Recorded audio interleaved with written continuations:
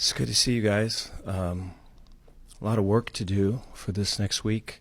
A lot of respect for our opponent, skill they have, the improved line of scrimmage play. It's a team that looks like they're trending up, and it's going to be a tough environment for us. A lot of positives for us in this game too, but it's going to take our best. The ability to take some time and put our game away that we just played. We're not going to see anything like that defensively, and so that was a quick look at and turn to our next opponent, and so we're excited about this Saturday coming up.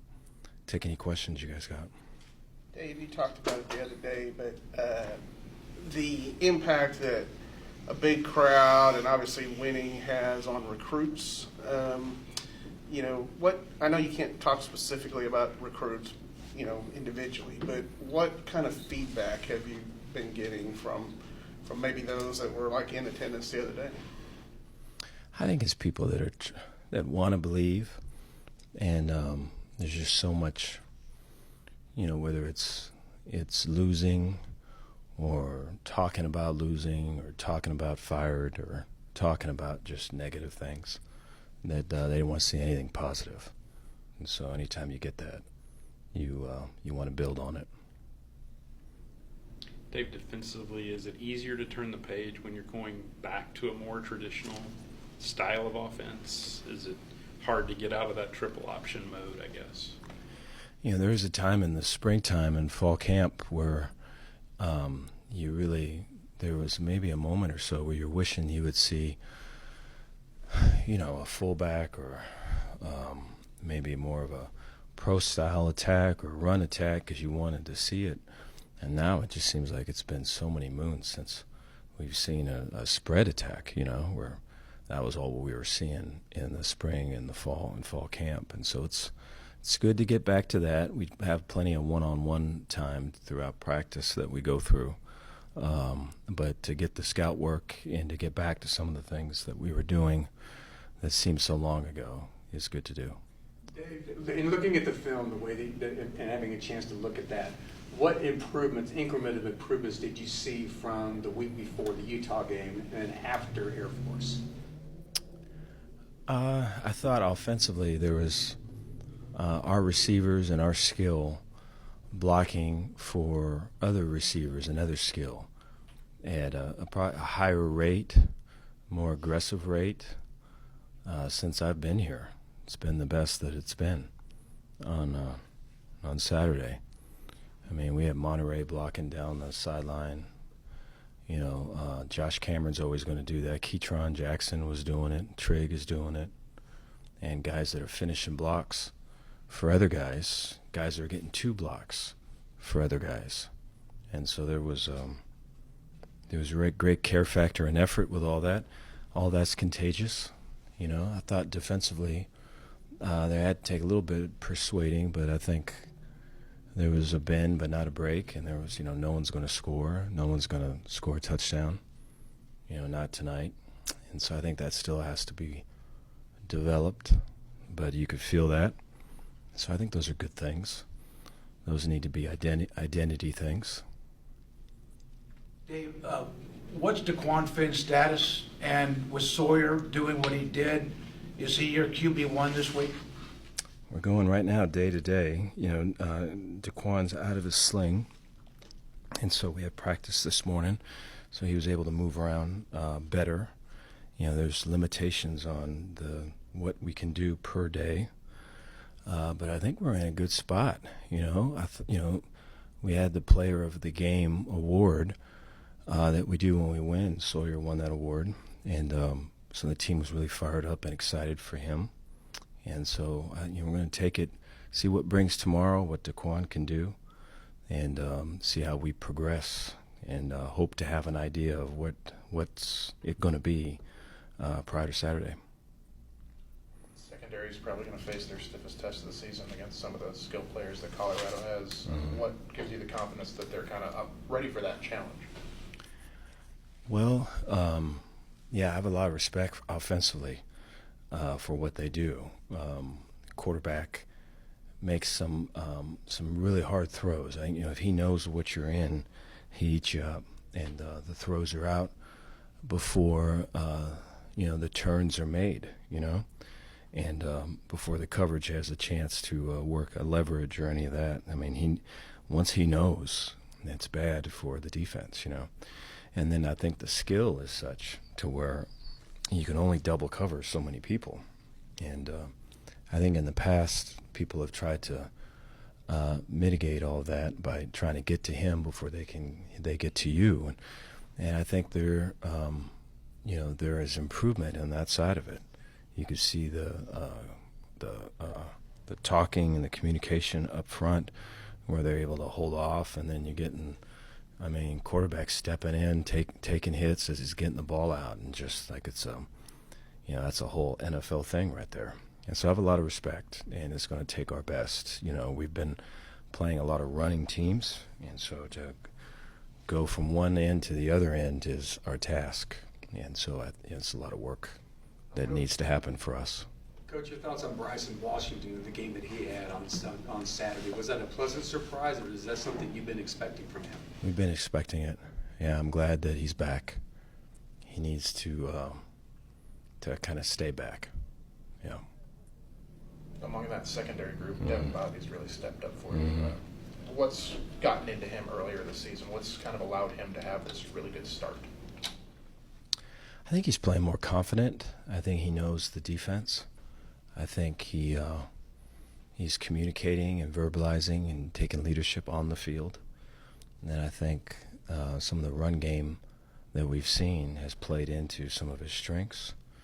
I think Devin is an underrated and good coverage safety as well.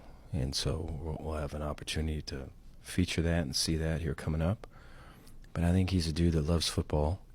And he doesn't want people to score, and so I'll take that. You mentioned Colorado's improvement on the offensive line, but they still have had some issues this year protecting Shedeur. Do you dial up the blitzes, the pressure a little bit?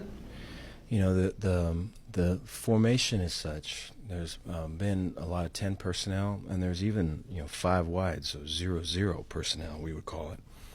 Early in the year, they have the ability to go 11 personnel, 1 tight end, with 3 receivers, but that is limited. In this last game, it showed up a little bit more, and they ran the ball some more than they usually do. But outside of that, it's been 4 wides, 5 wides. So the formation gets to where, if the numbers are not, they're counting on a 5-1 box, and or a 5-man box, a 4-1 box. If it ain't 5 guys in there, then they know something's up, and the ball's kicked out quick, and then you got to make a tackle in space. And so, there's all these things that to get the pressure that you have to say yes to, and you got to make sure that your people are in the right spot and your leverages are right to when you say yes. It's what you're asking for. Coach, when it comes to Deion Sanders, what are your thoughts about how he's approached coaching Colorado and what he's done for that program? I have a lot of respect for him. I think the energy and notoriety and the juice that he's brought to that program. We're gonna go into a homecoming game for them, and it's gonna be packed, and it's I think it's nationally televised. It's probably not for us. It's probably for them. And so I think he's doing a great job. I have a lot of respect for him. Is it a different level of excitement for the start of Big 12 play? Yeah, I think everyone knows that, to harken back to the Three Amigos, that this is real. And, the intentionality of today leads to an outcome that we want on Saturday. And it has to be that way, where the bright lights and the TV cameras and just all the things don't get in the way of what's right in front of us and what we've been repping since, Monday. And so we've got to be able to get that better this time than a couple weeks ago. Dave, the difference in the running game from first half to second half, was it just a matter of holding on to the ball? How much did the passing game open that up, that kind of thing? No, I think it was holding on to the ball. We were moving the ball, I thought, early on.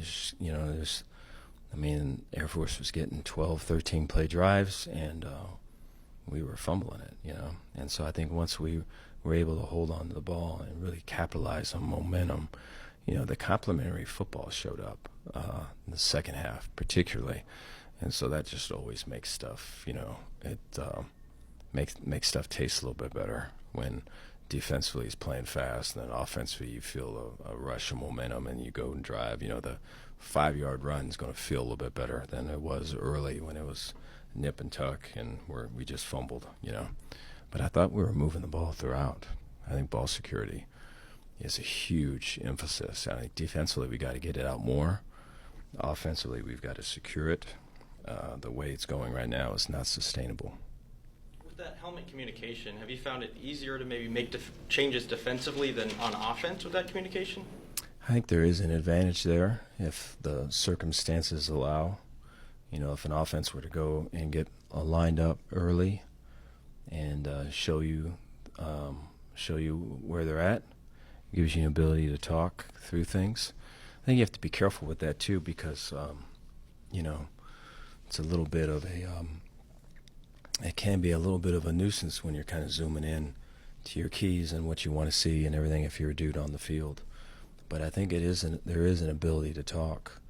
We were talking about the depth of the fullback in this past game, and the fullback was deep. It's these set of things. The fullback is shallow. It's these other set of things, and so we were able to do that just with the headset and the way the timing works. Do you have an injury update on Cooper Lands or Carl Williams? We're both out today. Look good. Yeah, so we'll see. You know, this would be a game where you sure would like to have Carl, and so we're hopeful that takes place, and that, you know, today looked good, and tomorrow is going to be a bigger test, and then Coop looked good. He's all bandaged up. His ankle's about this big with all the bandages and all the things, but moved well, and so we're hopeful that we can get smaller Band-Aids on that thing closer to game time. Same thing with Hal. How's Hal coming, or do you think he'll be back? I think there's a chance for Hal. I think that's going to be he may not get the practice time that we would want him to have to get him, but there's a chance we get Hal. Obviously, he didn't kick at all this last week with Palmer Williams. How much of a weapon is that, particularly like in a tight game where he can flip the field like that? I think it's a strong one. I think the ability to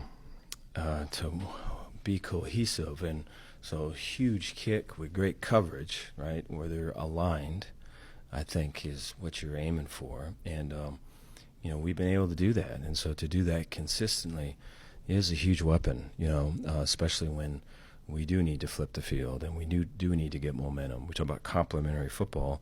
You know, the other side of it is that, hey, if things are leaking or things are going the other way, let's flip the momentum. And, you know, a punt like that can certainly do that. All right. Thank you, guys. Appreciate it.